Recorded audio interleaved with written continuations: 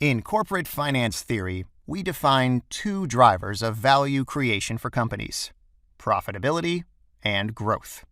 Profitability tells us how much revenue is converted into profit, what portion of the revenue cake goes to shareholders. Growth, on the other hand, indicates the year-on-year change of revenues, whether the cake is expanding or shrinking. So, to put it briefly, there are two ways to create value for shareholders: grow the cake or give them a larger portion of it. Given that Tesla is still a growing company, we would expect to see a strong double-digit revenue increase in all years from 2014 to 2017. However, the company has some issues related to profitability. This is typical of businesses that are expanding and have not reached sufficient scale to cover fixed costs. Okay, I suggest the following. Let's start by examining Tesla's growth first, and then analyze the company's profitability. There is one standard way to measure growth. It is applied across all industries and is always the same.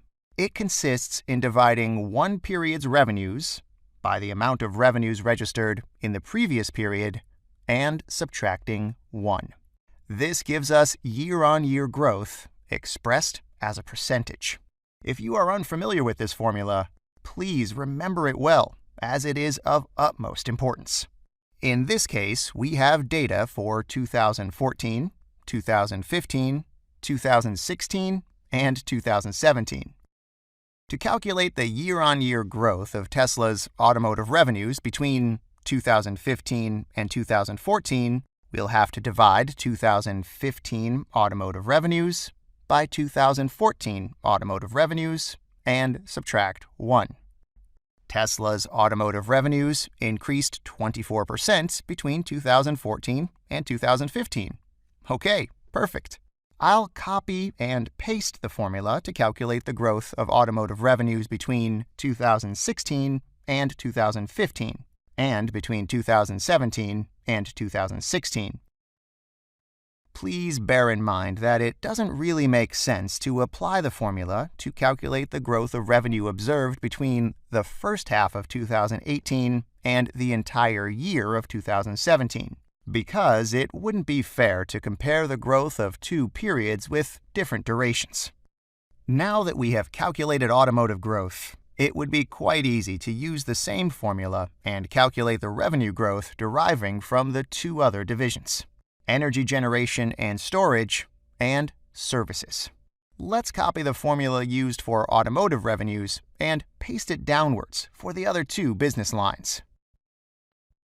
In situations like this one, when we analyze a company that has more than one business line, it is highly recommended to provide the year-on-year growth of different business lines, especially if they contribute to revenues in a material way. The results we obtained show us that Tesla has been experiencing strong double-digit growth for several years now.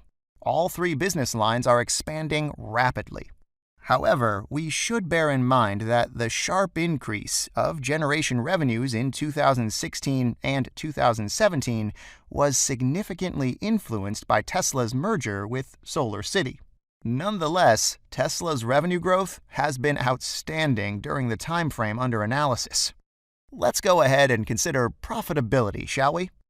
The profitability ratios we will look at are gross profit percentage for each of the three major business lines: EBIT margin, net loss margin, return on assets, and return on equity. Let's start with gross profit percentage for each of the three major business lines.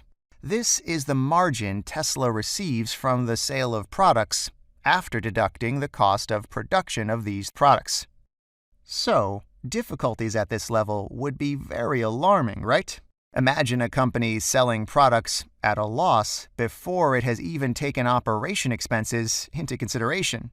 To calculate the gross profit margin for Tesla's automotive business in 2014, I'll sum automotive revenues in 2014 and cost of automotive revenues in the same year, and will then divide by automotive revenues in 2014. please note that I'm summing because costs are already negative in the P&L statement. The difference between revenues and cost of revenues gives us gross profit.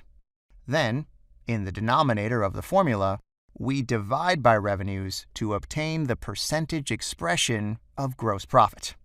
In other words, this tells us what portion of revenue has been converted into gross profit. Such measure is called a gross profit margin. Okay, very well. We can easily copy this function and paste it downwards and to the right to obtain gross profit margin for all three business lines. The most stable unit in terms of gross profit margin is automotive. It ranges between 20% and 29%. One could easily notice that Tesla's automotive gross profit declined slightly during the period under analysis, starting at 29% in 2014 and then decreasing to 20% in the first half of 2018.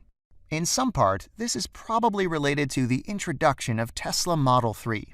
In 2017, and especially in the first half of 2018, Tesla was struggling to produce the Model 3 at scale, but still sustained expenses related to increased production personnel. Now that production targets for Model 3 have been met, we would expect an improved gross profit margin in the second half of 2018. The energy generation and services businesses are in their infancy and have a very low gross profit margin. This is a bit concerning, as problems at this level mean that Tesla is selling certain services at a loss. Services and other is a business line that is a definite yellow flag, with a negative gross profit of 23% in 2017 and minus 44% in the first half of 2018. Let's calculate the overall gross profit of Tesla. To do that, I'll simply divide gross profit by revenues. We can easily paste the formula to the right. The result we obtain is similar to the trend observed for the automotive business. However, the overall gross profit of the company is slightly lower due to the other two business lines. Okay, excellent. Gross profit takes into consideration the cost of revenues, but it does not include operating expenses such as R&D, SG&A, and restructuring. Tesla's EBIT margin will help us see the company's operating profitability, including operating costs. To calculate EBIT margin, I'll divide Tesla's EBIT by revenues. Unsurprisingly, the result we obtain is that the company has a negative EBIT margin, which means that the amount of gross profit it generates, at the moment, is not sufficient to cover its operating expenses. In the time frame under consideration, Tesla's EBIT margin ranged between negative 6% and negative 18%. In 2017, it was negative 14%. Let's calculate Tesla's net loss margin. I'll divide the company's 2014 net loss by revenue. Of course, the results are very similar to the ones obtained for EBIT margin. They are slightly more negative because here we have considered interest expenses as well. Very well, we are almost there. The final two ratios I would like us to consider are return on assets and return on equity. Both of these ratios will be negative, given that the company registered a net loss in all periods under analysis. ROA is given by the net loss divided by total assets. And ROE equals net loss divided by shareholders' equity.